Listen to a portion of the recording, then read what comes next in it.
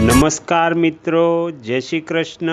સ્વાગત છે તમારું ફરી એકવાર આપની ભક્તિ ચેનલ ખીમજી કાચરિયામાં. શ્રી વિષ્ણુ પુરાણના અત્યાર સુધીમાં આપણે 21 ભાગ સાંભળ્યા છે. આજે આપણે 22મો ભાગ સાંભળીશું. આપ અવિદ્યાનું સ્વરૂપ સાંભળો. સંસાર વૃક્ષના બીજરૂપી આ અવિદ્યા બે પ્રકારની છે.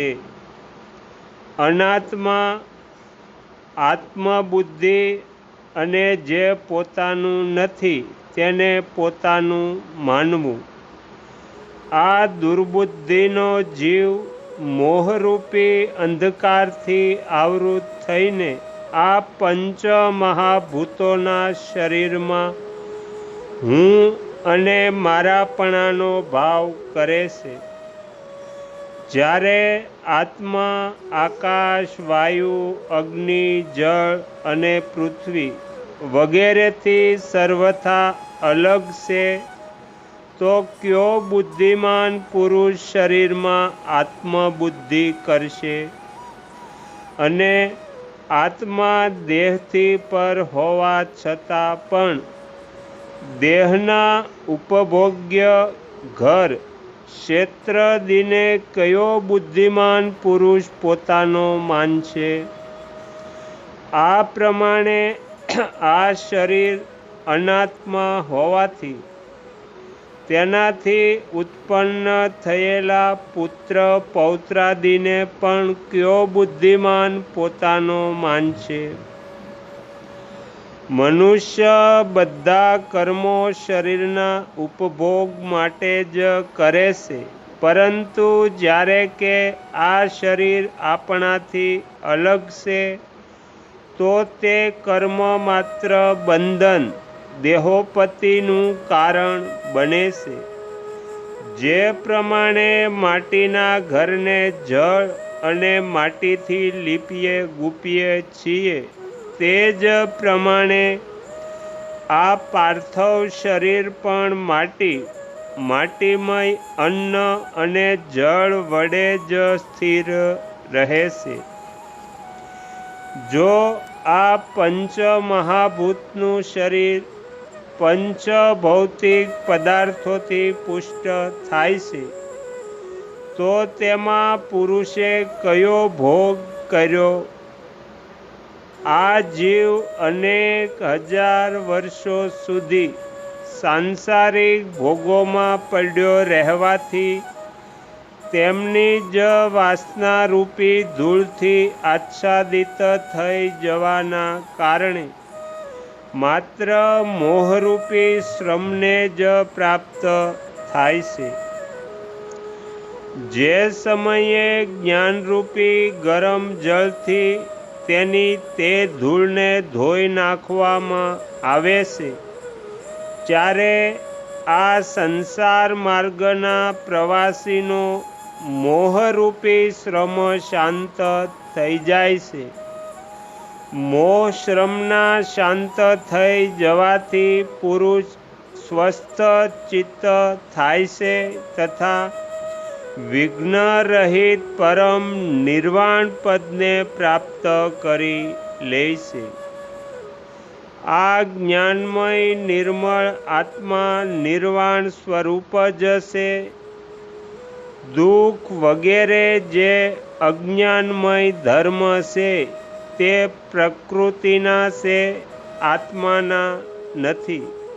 હે રાજન, જે પ્રમાણે દેગડાના જળનો અગ્નિ સાથે સંયોગ થતો નથી, છતાં દેગડાના સત્સંગથી તે પાણી ઉકળવાનો અવાજ વગેરે ધર્મ પ્રગટ થઈ જાય છે, તે જ પ્રમાણે પ્રકૃતિના સત્સંગથી જ આત્મા અહંકાર વગેરેથી દૂષિત થઈને પ્રાકૃત ધર્મનો સ્વીકાર કરે છે. વાસ્તવમાં તો તે અવ્યયાત્મા તેમનાથી સર્વથા અલગ છે. આ પ્રમાણે મેં આ અવિદ્યાનું બીજ બતાવ્યું આ અવિદ્યા પ્રાપ્ત થતા કલેશોને નષ્ટ કરનાર યોગ સિવાય બીજો કોઈ ઉપાય નથી. ખાંડિક્ય કહે છે, હે યોગ વેતાઓમાં શ્રેષ્ઠ મહાભાગ કેશીધ્વજ, આપ નિમિવંશમાં યોગશાસ્ત્રના મર્મજ્ઞ છો, તેથી તે યોગનું વર્ણન કરો.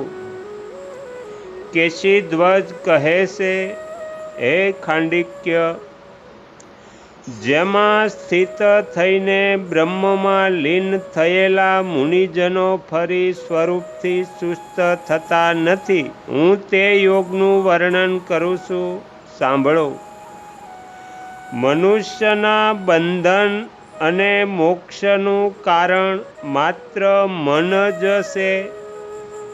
વિષયોનો સંગ કરવાથી તે બંધનકારી અને વિષય શૂન્ય થવાથી મોક્ષકારી બને છે. તેથી વિવેક જ્ઞાન સંપન્ન મુનિ પોતાના ચિત્તને વિષયોથી હટાવીને મોક્ષ પ્રાપ્તિના માટે બ્રહ્મ સ્વરૂપ પરમાત્માનું ચિંતન કરે. જેમ અયસ્કાંત મણિ પોતાની શક્તિથી લોઢાને ખેંચીને પોતાનામાં ભેળવી દે છે, તે જ પ્રમાણે બ્રહ્મચિંતન કરનારા મુનિને પરમાત્મા સ્વભાવથી જ સ્વરૂપમાં લીન કરી દે છે. આત્મજ્ઞાનના પ્રયાસ રૂપે યમ, નિયમ વગેરેની અપેક્ષા રાખનારી જે મનની વિશિષ્ટ ગતિ છે, તેનો બ્રહ્મની સાથે સંયોગ થવો એ જ યોગ કહેવાય છે. જેનો યોગ આ પ્રકારના વિશિષ્ટ ધર્મથી જોડાયેલો હોય છે, તે મુમુક્ષ યોગી કહેવાય છે. જ્યારે મુમુક્ષ સર્વપ્રથમ યોગ અભ્યાસનો આરંભ કરે છે, ત્યારે તેને યોગયુક્ત યોગી કહે છે, અને જ્યારે તેને પરબ્રહ્મની પ્રાપ્તિ થઈ જાય છે, ત્યારે તેને વિનિસંપન્ન સમાધિ કહેવાય છે. તો અહીંયા બ્રહ્મપુરાણનો 22મો ભાગ સમાપ્ત થાય છે. હવે પછીના વિડીયોમાં આપણે 23મો ભાગ સાંભળીશું.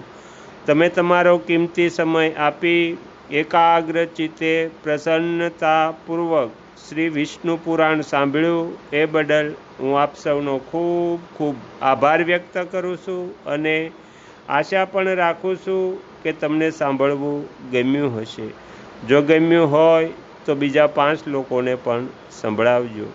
શ્રી સદગુરુદેવની જય. આગળના વિડીયો જોવા માટે આ ચેનલને સબસ્ક્રાઈબ કરો, અને જો આ વિડીયો પસંદ આવ્યો હોય તો લાઈક કરો.